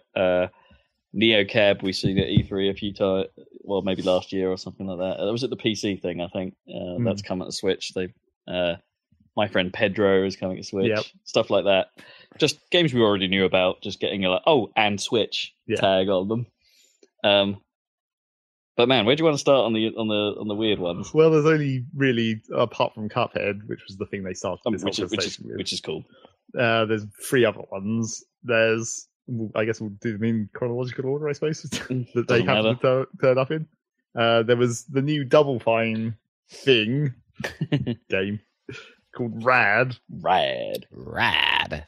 which appears to be a kind of probably roguelike Diablo brawler-esque thing, sort of a top-down perspective beat 'em up, but like it maybe has randomized power-ups because you mutate at certain points. Yeah, and gain weird skills. It would make sense for be a roguelike, given the way they pointed out that you can mutate and stuff like that. And it looked like you mutate parts of you, like you can have a snake head and maybe a weird spiky arm, and so it would make sense that they would all might combine over the course of a game. Yeah, like you can stack them. Like it's almost Binding of Isaac, I guess. Yeah. Where it's just like you get the different power-ups. Maybe there's combos, we haven't seen any proof of that yet. But... Which also seems to be adding to the weird whole mutation theme that this year might have, right? With like Biomutant, and we had we had Mutant Year Zero last year. I guess well, I think the mutant thing is almost like the new zombies at the moment. Yeah. It's not that far departed from zombies, really. There's still zombies in most radiation situations, like Fallout and whatever. It's Year of the Mutant. So there's that. I mean, it's Double Fine, so it might at least be funny as well. I have to say, like, I wasn't blown away by the look of that. No. It looked like it almost didn't seem stylized enough for their kind of weird 80s radness that they're going for. I mean, you're not seeing any UI in that video. No. Maybe that'll be kind of fancy in its 80s-ness. Yeah, I know. At the moment, it looks a little bit like I'm worried that the radness is all external to the actual game. But you hope they will lead into that, the 80s, 90s sure VHS tape-esque. I mean, there was definitely a mullet going on at one point. Yeah. So, you know. Headbands. Yep. So we'll see about that. Egg pooping. And then after that, there was the mysterious creature in the well. Creature in the well, yeah. I was like, it's not a great name. It doesn't inspire you with confidence, and it took Zach to point out to me that it's got pinball elements. Yes, that's what I knew. Rob would care about it because of the pinball connection. It's got pinball. And I was like, all right, let's look at this. And it's like, it's weird. Like, it's like you're like, it doesn't look like it's going to be anything like what it ends up being. Like, it opens with just a dude running into like a scary looking place, and it's like, okay, right, this looks like a dungeon crawler. But then the way you battle is about bouncing bullets, but like in order to get as many ricochets as possible by the looks of it. Yeah, you're like hitting drop targets and stuff in a pinball style. You're basically like juggling the balls around with your sword. Yeah, that's also, and you know, they said that like there's 15 different weapons that affect the balls differently. Yeah, it looks really interesting, and also like the art style is quite stark as well. It's like it's high fidelity but using solid colors. Yeah, like not many of them. It's. Yeah, colour be interested. And, you know, there's a good trailer as well, running at a full 60 and, you know, stuff like that. Something that I don't necessarily think the Switch has a tendency to do at times, like have nice and smooth indie trailers. Yeah. So, yeah, this looks good. This looks great. And then the third thing, the last thing, they started with Cuphead and they ended with this. Which might be the most left field announcement of the lot. Yeah, this is why everyone was like, holy shit, I'm glad I did watch the whole of this Nintendo Indies thing, because I wasn't expecting this. It brings up a thing where it says, from the makers of Crypt of the Necrodancer, and, you know, it looks fucking like a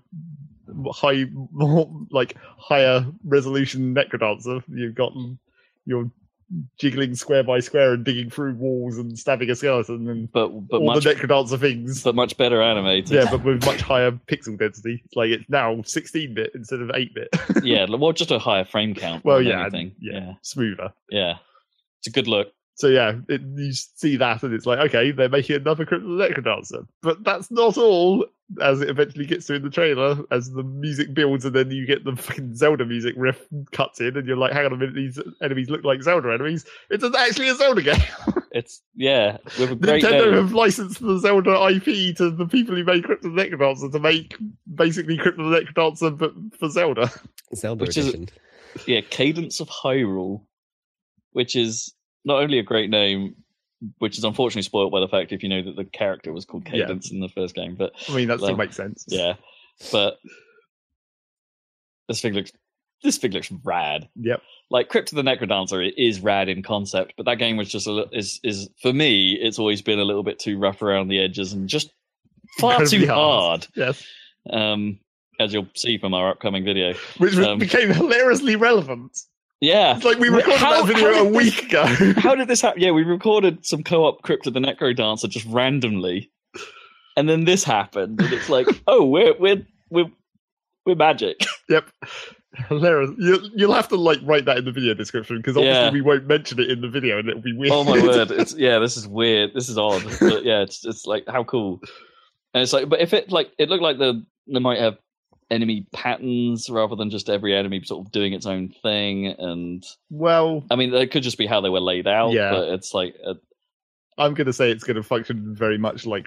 I mean, you see some of the enemies and they're basically exactly the same. Like the skeletons and still with the shields. I mean, now they're stealthos, but they still have the same. You hit the shield falls off, and they move every other turn or whatever. And the blue blobs move up and down, and the green blobs stay still.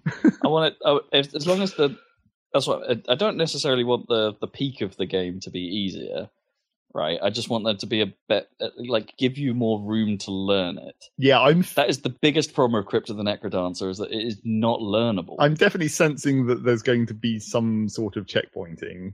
Right, yeah. Those glowing, what look like Sheikah tablets are probably going to be some kind of checkpoint system. I want them not to just sure how that's going to exactly work with the way you progress through the game, but yeah, and I hope it's like a little more structured. Like obviously, like Crypt is a roguelike, so they things are randomized, and that's part of it. And it's like, and they did say there's going to be some randomization. Yeah, in I think they said both the overworld and dungeons, but mainly the overworld. Maybe I don't know. It looked cool. And remixes of Zelda music. Yeah. Those would better be good. Well, the one that they had in the trailer was pretty good. It was all right. Rob disapproves. It's passable, but they could do better. And the shopkeeper will sing it. The shopkeeper is there. He's back. That's the best bit. Oh my god. Who'd have thought this was coming? Yeah, honestly. Exactly.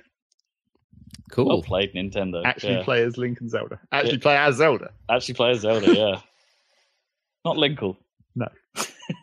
Although there was... This might have been the best place to bring Linkle back. Well, there was at least one person in a YouTube video I saw who thought that the Crypt of the Necrodancer character was Linkle. Was Linkle, okay. Because they were like, not everyone knows Crypt of the Necrodancer. Yeah. Which also might kind of make a lot of people disappointed.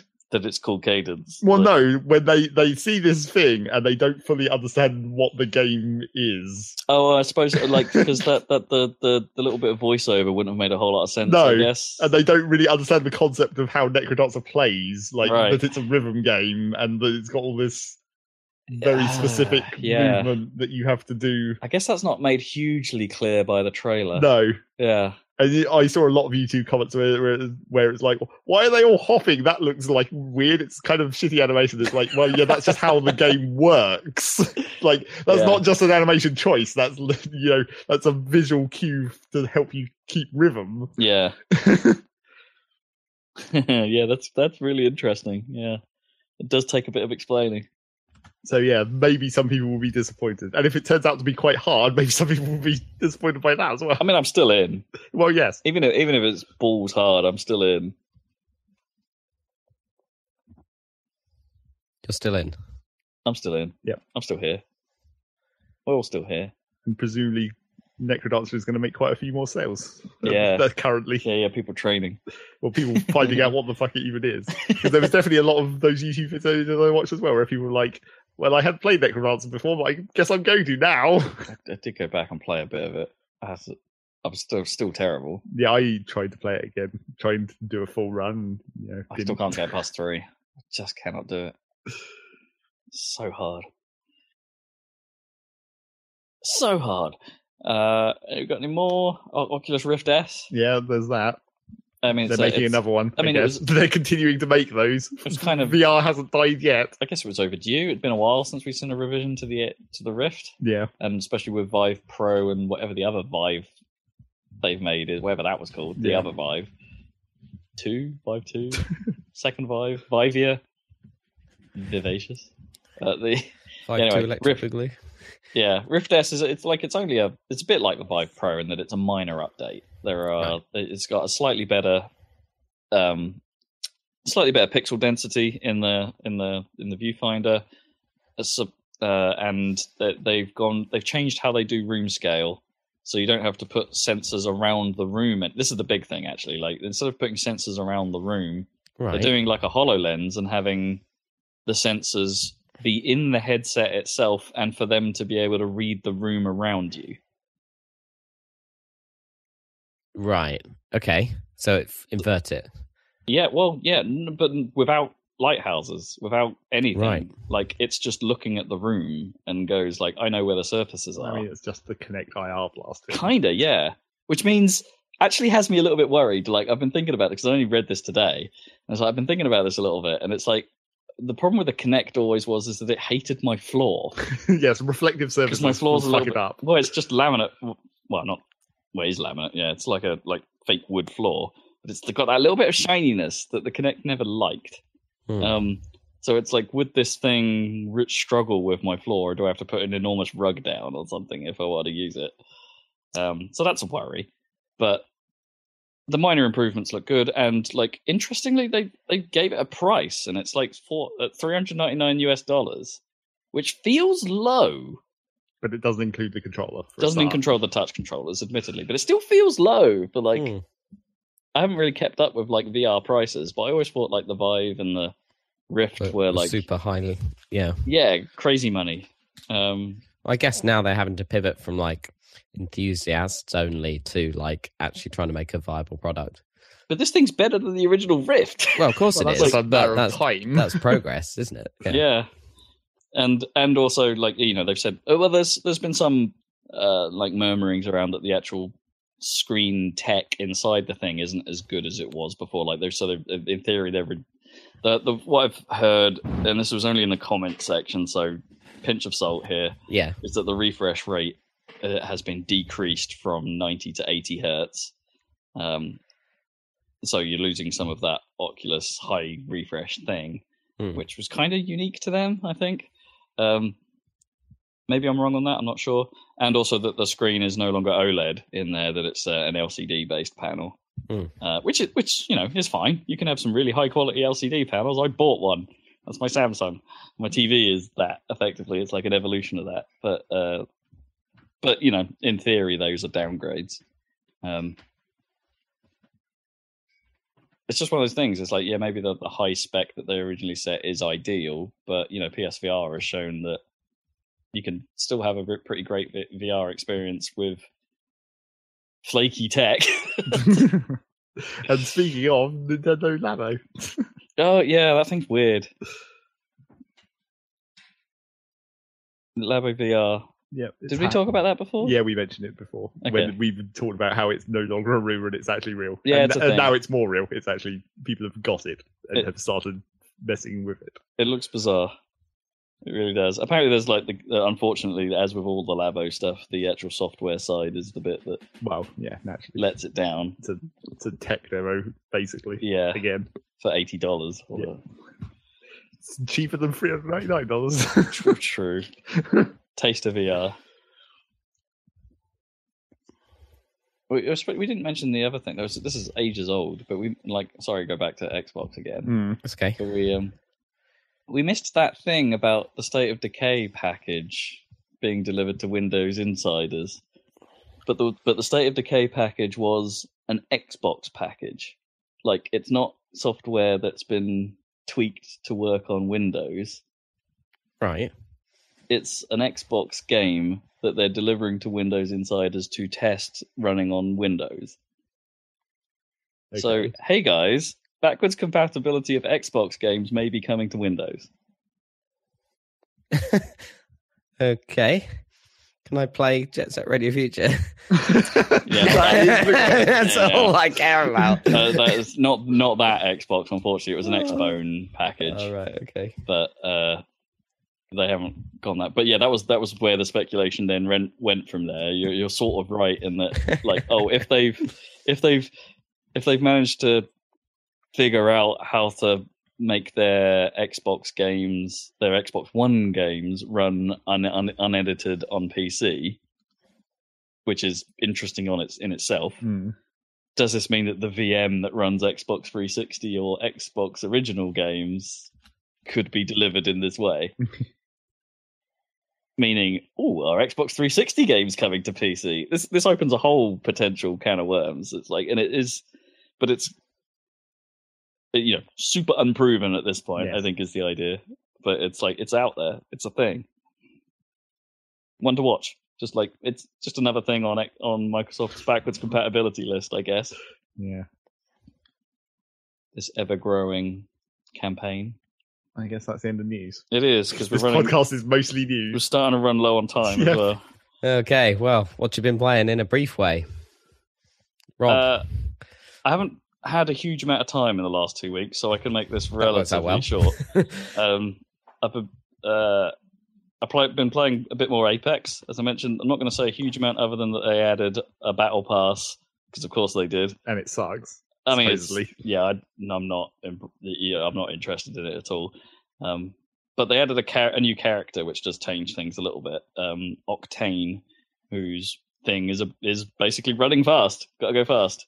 It's the scout/tracer of Apex. Pretty much, yeah. He seems all right. Kippers has put down money to get him. As Kippers does. Yep. Or maybe he'd actually just earned enough. I don't know, but he's got him, and he seems kind of cool. At least to play with. I haven't played as. Anyway, Apex. Apex is still fun. I'm still terrible at it. Zach, go ahead and get it, please. we need a third squad mate we can rely on. You need an odd rando. Yeah. Please come. I've put a tiny amount into God of War, enough to get through the "oh God, Atreus is annoying" section. Oh, classic. Man, I mean, I was on the cusp of that last time we spoke about it. I was asking you, have you got to the bit where he gets really annoying? I mean, I had, and it wasn't annoying me at that point. It's like, yeah, of course he'd do that. It's like, but oh God, that goes on. It does go on a bit. Man, it's really annoying, but it's kind of I see why it's there, but boy, is it frustrating. Yeah, it does pay off a little bit as well. It's cool how it's not just like dialogue, and he actually does go out of literal control. Yeah, and how that actually ends up feeding back into how it ends effectively, and it's well done. It's well done, even if it is irritating for that period of time. Indeed, I can see why they did that. But the thing I should really spend the most time on is I've kind of accidentally found myself playing quite a lot of 2 Point Hospital. Well, it was a free weekend, which I also got in on a little bit. Oh, really? Yeah. Okay. And I kind of actually really got a bit addicted to it. So has it changed since it launched, Zeg? What's the situation? Because you were holding off because you're I was holding off because I was waiting for those first few patches to come through, and I wouldn't have known. I don't think I played long enough to, because those kind of bugs that were in it were probably only like large hospitals, large population kind of things, like pathing and queues and. Right, so I'm not 100% sure I've hit that stuff particularly. I do think queuing could be slightly better handled, or people not just. I have had a janitor sort of get himself wedged in between some people. Yeah. But the thing is, it was a janitor, it was fine because I could just rip him out of it. Pull him up. Yeah. The thing I noticed about how this clearly could be a problem is that it's grid based, but it's a small grid, and it definitely allows you to put things like on the edge of this square, or on the middle of this square, or on the side of this. And it's like only for certain items, but right, yeah. I mean, mainly the stuff in the corridors is the thing. You could probably quite easily accidentally make hella bottlenecks if you. I put slightly out of position. I accidentally put a radiator that blocked a door, except the game was quite happy about that. Yeah, on the old grid basis is where it might be able to detect that more easily. And you definitely have to kind of think about spacing, especially in corridors. Which is like, you don't want that to be too thin. You do kind of because I'm just ramming rooms in there at the moment. Like, thin be damned. People now can collide with each other. They do. Yeah. It does it more like, I guess, sort of Planet Coaster did the same thing, where it's like they kind of like can mush through each other eventually, but they just like slow down. Yeah. And it's like, okay, I mean, that's a good simulation of what it's like to be in a crowded place. Yeah, congestion is something you have to deal with or plan for. But it's like, but then there's a bit of, so I'm making the mistake at the moment of I really am just cramming my rooms in, which isn't a problem at the start, and it saves you money at the start because you can ram more in. But actually, like, I haven't found the economy too much of an issue. No, it's like well easy. Yeah, it's or at least in the early levels. Yeah, like I'm only 5 or 6 scenarios in, about 8 hours, something like that. Although I'm spending far too much time on some of my hospitals because I'm like pausing it, I'm slowing it down, I'm doing a thing, like, so things don't happen while I'm building. Yeah. And, I'm not really letting it run to earn money particularly. But then you still have tons of money. Yeah, but then I'm still doing all right on the money side. Yeah. But I kind of don't care that it's easy. Like, there are still problems that happen. Like, I don't know, you can still get far too long a queue for certain things. You do have to be kind of hands-on with your janitors. Tell them to go and do things. I didn't find that really. Oh, my janitors seem dumb as hell. Like, they don't go and do things like at appropriate times, or like, it's like, hey, why have you just fixed everything else except this one thing that's totally busted? Like, please go deal with that. And like doing it, it's the one part of the game that sort of actually feels most reminiscent in a weird way of Theme Hospital, and that, you know, the whole picking up and dropping people down felt way more important in that than it does here. Yeah, they're mostly competent now. Well, it's like in Theme Hospital, it was the game, but it was also because the AI couldn't deal with it. Whereas in this game, you can pretty much just leave the doctors to their own devices, and they'll just go to where they're needed pretty much by themselves, and it's perfectly fine. They're mostly okay. Yeah, you can optimize it by being a bit quicker. It's like, oh, hey, my psychiatrist is still on a break for like several days, yet he's full health. It's like, or full stamina or whatever. It's like, screw you, you're going back to work. Yeah, stuff like that. You can do that, or, you know, you can bone yourself occasionally. It's like, oh, I've put the guy in training who I now need. Damn it. Things like that. And research takes forever as well. Research was the thing that did seem extremely slow. Yeah. But then again, I only had one doctor, and it was like a really tiny research room. You probably could... Can you put more doctors in the same room? Well, you can build more than one research bench. And I assume that still works in the same way as it used to in Theme Hospital, because pretty much everything else works exactly the same way it used to in Theme Hospital. If you only had to put one bed, you could have multiple, like, of the workstations, but they never stand at the workstations. They stand at the big, like, important bit. Would imagine because it has the UI like the ward does, where you can select if you put extra people in there. Oh, can you? Yeah. Oh, that might have solved my ward problem on one of them. It definitely speeds up the ward quite a lot. Also, build more than one screen, obviously. Ah. Well, the screen's not been too much of an issue, but because that just gets people in and out of the actual room quicker. Yeah, but I'm not building massive wards at this point. Well, you always want a big old ward. One big old ward at the start is a good plan. Get at least 8 beds in there. 8? Yeah. I feel like I've put too many in there if I've put 4 beds. It's like I'm not filling it at the moment, but I guess early days. I may have 2-starred one of them so far and 1-starred the rest. You know, I haven't pushed them to their limits. Yeah, I 3-starred all of them that I played. Well, I think there's a certain logic to going back. Like the game, because the game does kind of unlock things based on the level. You're taking unlocks back with you. Yeah, so I don't want to get too invested in each place. I think, and then but it's balanced to make it so you can 3-star them without having to bring future stuff back. I know, it just might be easier. But it will be easier if you can bring future stuff back. Yeah. Yes. And take less time, more importantly for me. Well, yes. But yeah, I think I saw that UI in the research room. You probably can assign multiple people. I think it's probably, I mean, you had the problem early on where it's probably a little bit too faithful. Yeah. The Theme Hospital, because it's hitting all the same notes. Like it's the same problem that we've had with all these games like City Skylines and Planet Coaster, where it's like they've recreated the old thing, but they haven't really advanced the old thing. Yeah, I wish they were a little more adventurous with the problems in each level. It's like, okay, the student hospital is a pain in the ass, but in an interesting way, where you've actually got to focus on training, and it's like, oh, is your introduction to training? Do it, and do it hard. That was kind of okay. And then, you know, the next one following on is Tumble, where everyone's like, oh, here's the fracture clinic. Everyone's going to break their bones or get stuck on pans and there's earthquakes. oh yeah, earthquakes. Yeah. Deal with that. And it's like, okay, that's not too much of a problem because actually the earthquake does very little. Yeah.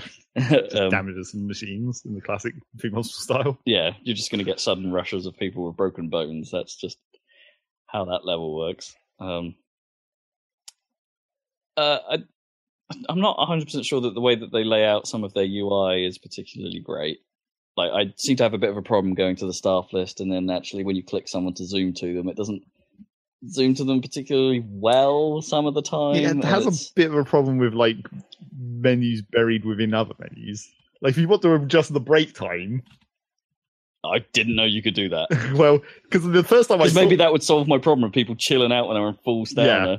The first time I saw that was on the end of year screen, because when it does the end of year awards, there's all those tabs at the top that let you look at other graphs and stuff about your hospital over the year. And for some reason, in one of those screens, you could adjust the break time. And I was like, oh, that's where that is, I guess, except not, because you can actually get to that by like going in the staff list, and then there's another tab, and then there's like another tab inside that tab. I've never really looked at those top tabs. Yeah, it's just I've like, never needed to. It's just like, there's just not very helpful UI to get to that specific thing. And there's several other bits like that. And the one thing that I found very annoying was like, how radiators were at the bottom of the list of things that you could build in a room.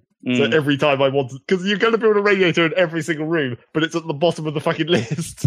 So every time I was building a room, I was scrolling down to find the fucking radiators. That is annoying. I kind of want to be able to have a small version of that list. Yeah. Right, to just make the icons smaller. Well, there's a lot of empty space. Those boxes are like quite large for no apparent reason. Well, they want to show off what it looks like and then have a little bit of text. But even then, there's still a bit of space around. Yeah, even there may be like a tiled, like 3x3 sort of, 3-column grid. Ways they could solve that, certainly. Yeah. It's like, there's stuff around the edges there where it's like, okay, maybe you could have put more thought into it. But at its heart, it's Theme Hospital. It's a pretty faithful recreation of it. It's pretty good. Yeah. It's drawn me in. It's like, I've got that music cocking stuck in my head for two reasons. One, it's like there's not enough of it. Yep. There's not enough of that music for sure. And I don't know about you, but it seems like it's an endless loop that then the game just decides to cut sometimes. Like the music tracks are looping, but then like it will decide randomly to be like, all right, that's the end of that, hard cut. Yeah. It's a little strange. Throwing some radio DJ to cover up the cut. Yeah. But that's the thing. It's like for the limited amount of music there is, it has managed to get itself stuck in my head hard. But also the amount of DJ stuff is surprising. There's a lot. Yes. I'm not sure I've had a repeat yet. It's like there's a lot of that in there, which is great, and some of it's really very funny. But there's the odd one where it's just like, oh damn it, you make the same joke Gnome and I do about normality. It's the adverts. You get fancy tea and normality. Yeah, some of those ads are great. I wish the PA lady was a little better. Actually, yeah, she's a little too. Well, she's not as helpful as like she seems. In my case, she's just permanently talking about maintenance issues. Yes, it's like, come on, janitors, sort it out. And also sort of unnecessary. It's like to announce that a plant needs watering somewhere. Do you really care? I mean, that's going to get done eventually. Yeah, and who really cares? And also, it announces those a bit early. Sure. Like while they're still like middle of their maintenance level or something like that. It's like you could have left it till it was much later before telling me about that. And the other sort of unnecessary one that I kept getting was when it would say maintenance to the staff room because someone had dropped litter in the staff room. Oh yeah, that it's happens. Just like, I don't need to know that, do I? No, yeah, that one does happen. That's a bit irritating. And the littering announcement happens a lot. Like, thank you for the. Oh, what is it? It's like, please don't. We're sorry. Oh yeah, we're sorry for the litter that you've dropped. Yeah. I'm not sure that's. Which is kind of a funny statement, or is that just one of those random things? No, it's like you've got litter, is what that means. It's. But who cares? Again. Yeah. I don't know. There's things like that where like perhaps the PA. It would have been nice to have some PA options. Like she's a member of staff in theory. Except most of the PAs are male now. Are they? The ones you hire and put at reception. Oh, the assistants. Because that was where that voice was always assumed to have come from in Female, because they were always female. They were always that lady, yeah. That's true. I'm not sure I've had a lady assistant. That's weird. I'm sure it's random enough that's not a... Everyone looks the same in that game anyway. Well, yes. It's kind of gender neutral in a weird way. I think that's also part of it. I play it quite zoomed out, which means that because you can... Yeah.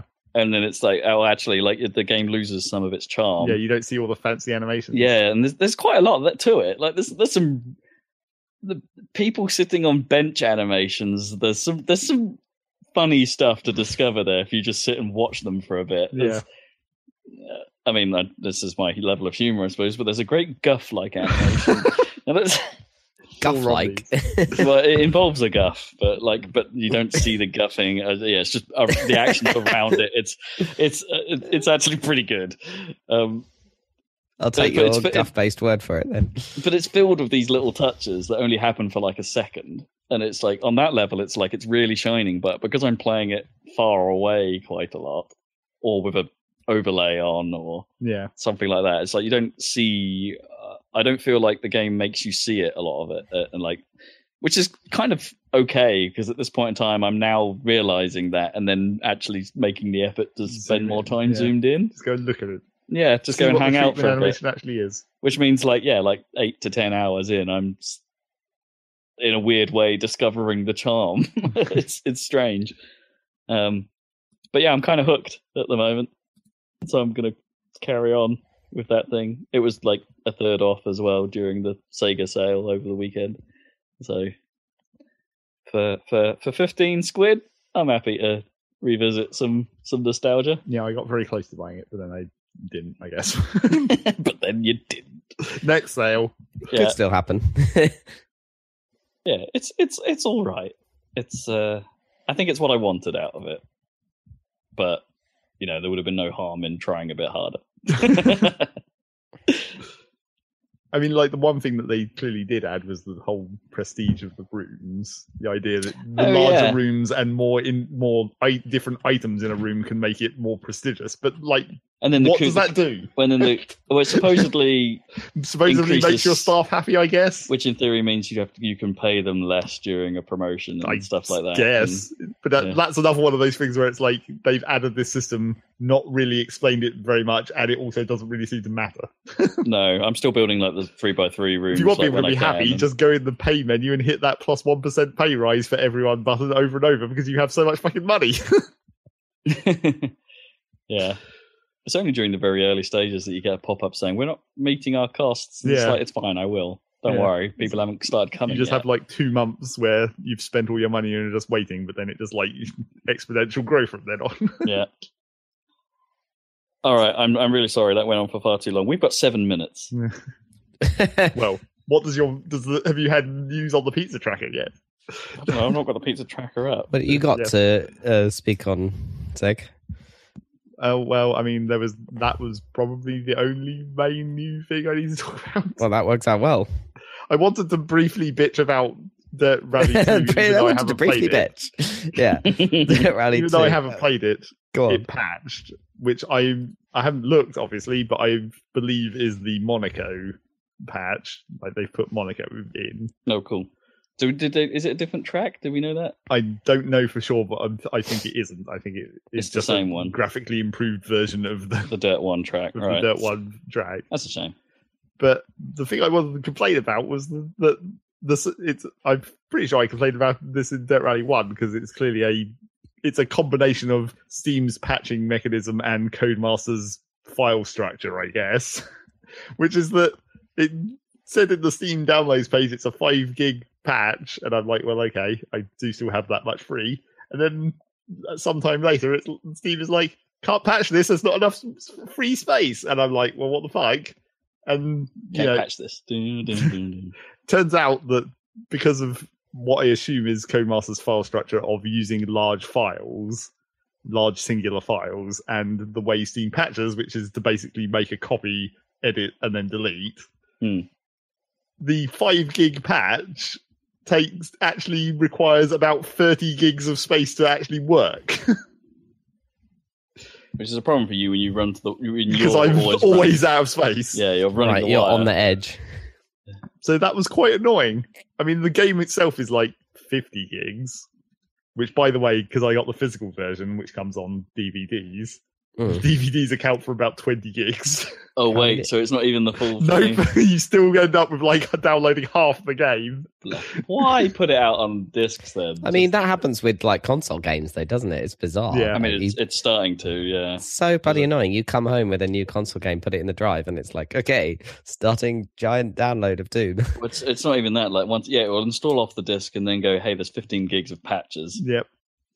So yeah, that combination of Codemaster's file structure and Steam's way of patching is very annoying. And I'd forgotten that was how it worked in Dirt Rally 1, and then it happened in Dirt Rally 2, and I was like, oh yeah, this is still really annoying. Yeah, I remember when they made like even the smallest changes. It's like gigs on gigs on gigs. Yes. There's that. Oh, I guess there was one other new thing that I played, I guess. Before I deleted the Epic Launcher after the Satisfactory Alpha and all that, the free game that was on the Epic Launcher at that time was Slime Rancher, and I was like, well, what the fuck? I guess I'll just play that for a while. Yeah, what do you think? Like, because I got quite into that. Yeah, I mean, I got a fair way into it, and it was like, yeah, well, I mean, it's not complicated or anything. It's fine. But it's just a game where you collect stuff. It's quite a nice, pleasant experience to play, isn't it? Once you start figuring out how it works in the early days. Yeah, and it's like it's just. It was just it was a nice game to do things. Everyone likes collecting a set of things. Yeah, getting one of everything, and to do that. Yeah, and that little bit of progression through the world you get each trip you spend out of it, and it's like, oh, I can go a little bit further this time. Yeah, I can investigate this next thing, and it's like, oh no, but I need to bring the stuff I've got back now because I've got too much stuff. Because your inventory is always full. Yeah, because you only have 5 slots. It was a real pleasant. They've added quite a lot to it apparently since I played it as well. Yeah. The thing is that there was some bits that you don't get the automation stuff until I feel like kind of a bit late. Oh yeah. Like I felt like I was spending a lot of time just managing the farm and not actually making any progress. Too much feeding until you get the auto. Well, you get the auto feeders, you get fed. Yeah, but... I was more talking about like, I guess it was because I was unnecessarily caring about stuff. I guess I never figured out if you could move the mining stuff back to the base automatically if I had to go get it, because that was kind of that was something I didn't really engage with enough. No, once you get all the small amounts of automation, but it was just like it was probably just that I was caring too much. It's like you don't really have to necessarily worry about feeding everyone every day. You don't have to worry that their auto feeders are empty, because it doesn't really matter. No, they get unhappy. Yeah, it doesn't matter if the storage for the millions upon millions of slime poops is completely full, because who cares? It's like, just sell them.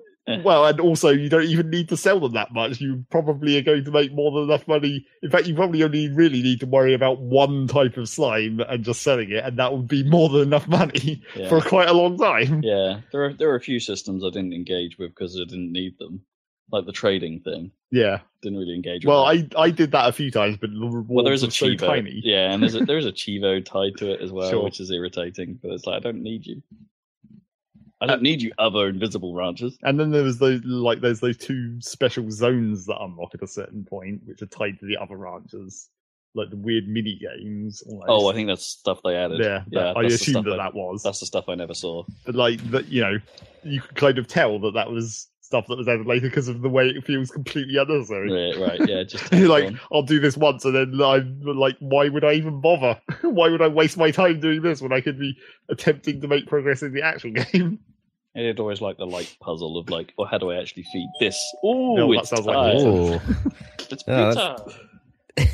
So I guess that's going to be very quickly the end of this podcast. Well, we can carry on for a minute. Okay. But, I mean that's Slime Rancher, and then I deleted it because I was get rid of all this epic shit, get it out of my system. Literally. Indeed. So you've got it completely out of your system.